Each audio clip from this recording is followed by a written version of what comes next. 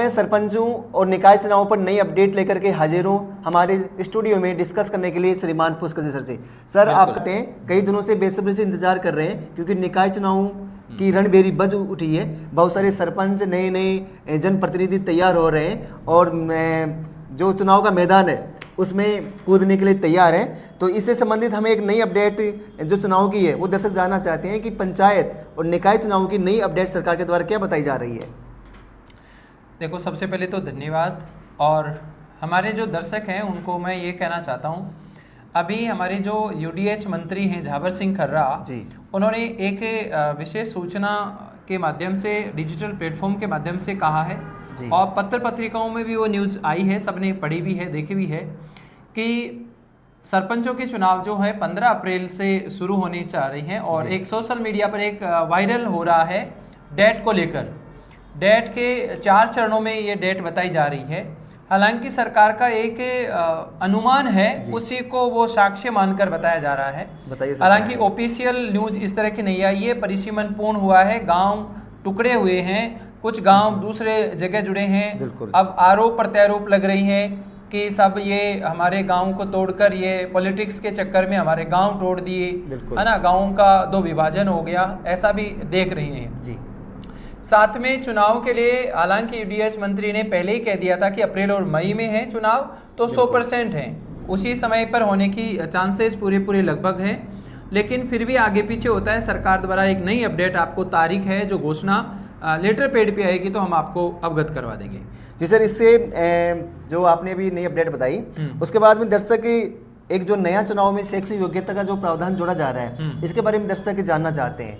बिल्कुल, एक ये भी है, तो उसके लिए भी उन्होंने कहा है कि जो सरपंच होंगे उनके लिए 12वीं कक्षा की योग्यता रखने का प्रावधान है, जो वार्ड पंच होंगे वो 10वीं पास रहेंगे। ऐसे ही प्रधान और जो पार्षद हैं उनके लिए भी इसी प्रकार का प्रावधान रखा जा सकता है।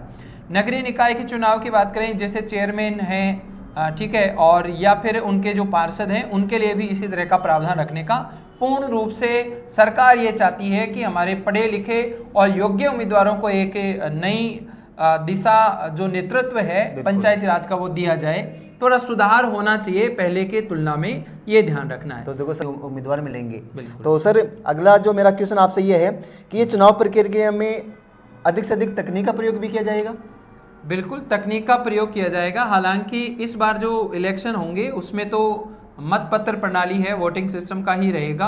ईवीएम का प्रयोग की कोई संभावना ऐसी नहीं लग रही है जी। और दूसरी बात यह है कि जो पात्रता के लिए यह है कि जो नवंबर 1995 के बाद जो एक जिसको है जो 2 से अधिक संतान वाले को चुनाव के लिए योग्य नहीं था, उसको इस बार योग्य रखने का चांसेस पूरा बना हुआ है। सरकार उसी पर मंथन चल रहा है। तो देखो, सरकार बिल्कुल स्वच्छ और पारदर्शी चुनाव प्रक्रिया कराना चाहती है। सर अगला क्वेश्चन हमारा ये है, दर्शक जानना चाहते हैं कि सरकार को इन चुनावों से जनता से क्या उम्मीद रखनी है। सरकार किस तरह की उम्मीद रख रही है और सरकार से लोग किस तरह की उम्मीद रख रहे हैं, तो ये तो समय निर्धारित करेगा कि क्या उम्मीद है। हालांकि सरकार जो विकास कार्य हैं उनको तीव्र गति से ले रही है। सेंट्रल गवर्नमेंट और राजस्थान की गवर्नमेंट भी ले रही है, जिसे रोड बनाना या फिर कहीं अतिक्रमण है उनको हटाना, या फिर आप कहीं पर भी जो एग्ज़ाम भर्तियां हैं उनको करना। तो सभी कार्यों में जो डिपार्टमेंट है वो लगे हुए हैं। और अब हाल ही में आप देखोगे कि सरकार तीव्र गति से किस तरह से काम करती है। जिनको कार्य बांटा हुआ है वो तीव्र गति से होगा, मतलब ये है। बिल्कुल, सरकार अपने कार्य तीव्र गति से कर रही है। क्यों नहीं करेगी, क्योंकि भजनलाल जी कहते हैं कि डबल इंजन की सरकार है, क्योंकि सेंटर और राज्य दोनों में एक ही विचारधारा के लोगों की सरकार है। बिल्कुल, तो वो कार्य जो जिस गति से विकास का इंजन चल रहा है वो थमना नहीं चाहिए। सर अगला क्वेश्चन मेरा ये है कि जनता जानना चाहती है कि सरकार के अनुसार ये चुनाव जनता के लिए इतने महत्वपूर्ण क्यों है। जनता के लिए महत्वपूर्ण है कि ये लोकल बॉडीज है। गवर्नमेंट 3 स्तर पर अपनी बटी हुई है, सेंट्रल गवर्नमेंट, स्टेट गवर्नमेंट और लोकल गवर्नमेंट। लोकल गवर्नमेंट में लोगों का जुड़ाव ज़्यादा रहता है क्योंकि उसमें नगरीय निकाय भी आता है। नगर निगम की बात करें, जैसे नगर निगम हो गया, नगर परिषद हो गया, नगर पालिका हो गई। साथ में ये भी ध्यान रखना है, जिला परिषद, पंचायत समिति और ग्राम पंचायत है, 3 स्तर अपने बांटे हुए हैं। और इस स्तर पर सब लोग जुड़े होते हैं कि गांव की जो राजनीति है उसको, गांव में जो आत्मा बसती है, जो गांधी जी भी कहते थे, उस तरह से आत्मीयता और भावनात्मक रूप से ज़्यादा जुड़ाव रहता है। तो जनता इसलिए उत्सुकता रहती है कि सभी को मौका मिले और जो पद हैं वो पद पे जाके कार्य करना सबको अच्छा लगता है, सामाजिक सरोकार सबको अच्छा लगता है। बिल्कुल सही बात है सर।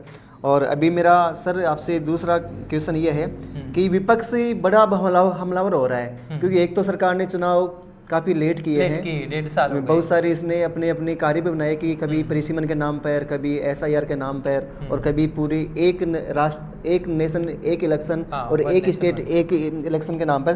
तो विपक्ष इन चुनावों को लेकर के सर क्या रणनीति अपना रहा है, ये भी जरा देखो, विपक्षी आरोप लगा रहा है कि 1.5 साल से जो लेट हुए चुनाव और प्रशासक जो लगाए रखे हैं, तो उनके द्वारा जो सरकार है वो पैसे, फंड है जो डेवलपमेंट के लिए आना चाहिए था वो नहीं भेज पा रही है, और जो पैसा बचा हुआ था उसको सरकार ने वापस ले लिया, आगे खर्च नहीं हो पा रहा। तो गांव के जो कार्य हैं, विकास की गति रुकी हुई है गांवों की। तो इसलिए विपक्षी जो कांग्रेस पार्टी है राजस्थान सरकार में, वो आरोप लगा रही है कि चुनाव नहीं होना सरकार की एक संवेदनशील सरकार को ऊपर आरोप लगा रहे हैं कि किस तरह से ये कार्य सरकार नहीं कर रही है, चुनावों को खुद देरी कर रही है, क्योंकि और राज्य हैं जहां पर इलेक्शन हो रहे हैं, तो यहाँ पर नहीं हो पा रहे, वो इसीलिए कह रहे हैं कि वहां पर भी को छोड़ के देश के अधिकांश राज्यों में 5 साल होते ही चुनाव हो रहे हैं। गोवा में हुआ है, पश्चिम बंगाल में भी हुए हैं, जहाँ पे 5 साल कंप्लीट हो गई, वहाँ पर सरकार ने बिल्कुल 5 साल कंप्लीट होते ही निकाय और पंचायत चुनाव करवाए हैं। तो सर विपक्ष तो बिल्कुल हमलावर रहेगा ही, विपक्ष को एक उन्होंने मौका दे दिया कि आपने इस समय पर चुनाव नहीं करवाई, सरकार के तानाशाही प्रवृत्ति की ओर वो इशारा कर रहे हैं। सर अगला जो मेरा सवाल है, जनता जानना चाहती है कि सरकार इन विपक्ष के आरोपों का क्या जवाब दे रही है।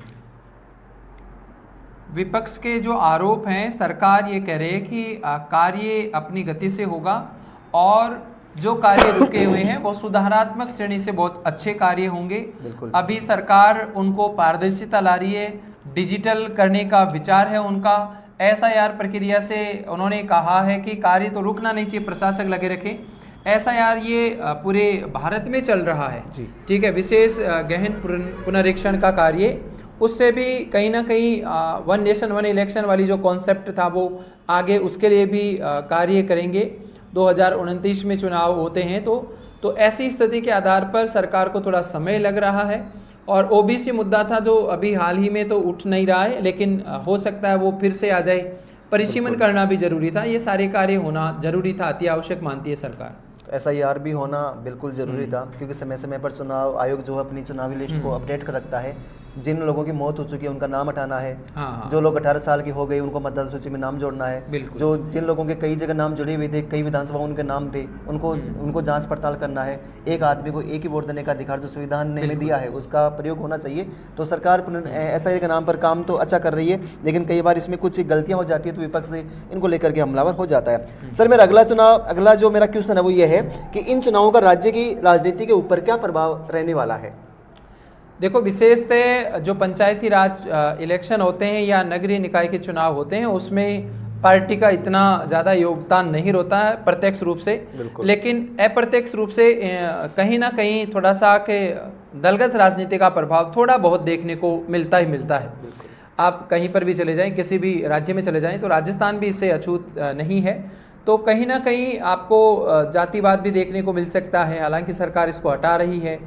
धर्म की बात भी थोड़ा सा देखने को मिल सकता है।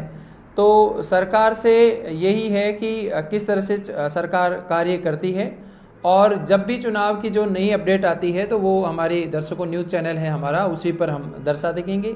ये पॉडकास्ट स्टूडियो है, उस पर ये बातें जो डिस्कस कर रहे हैं वो बहुत अच्छी आगे तक समझ विकसित करती है। बिल्कुल सर, वैसे आपने जो बताया कि इन चुनावों के अंदर दलगत राजनीति, जाति आधारित राजनीति, धर्म आधारित राजनीति, ये तो हमारे स्वच्छ पारदर्शी लोकतंत्र के लिए शुभ संकेत न तो प्रत्यक्ष है सही है और न अप्रत्यक्ष सही है। तो हम जनता से ये अपील करना चाहेंगे कि चुनाव के अंदर योग्य लोगों का चुनाव करना चाहिए। धर्म को देखकर, जाति को देखकर, संप्रदाय को नाम पर हमें इनमें नहीं बटना है, क्योंकि हमारा लोकतंत्र, इसको हमें ऐसे कार्य करना है कि हमारा लोकतंत्र उज्जवल हो और आने वाली पीढ़ियों को हम संदेश दे सके कि भारत में जाति के नाम पर, धर्म के नाम पर सामाजिक मनमुटाव कभी हुआ नहीं। तो दर्शकों, ऐसी खबरें पाने के लिए आप हमारे चैनल चैनल को लाइक करें, शेयर करें, सब्सक्राइब करें। जैसे ही नई अपडेट चुनाव के बारे में आएगी आपको बता दिया जाएगा। धन्यवाद।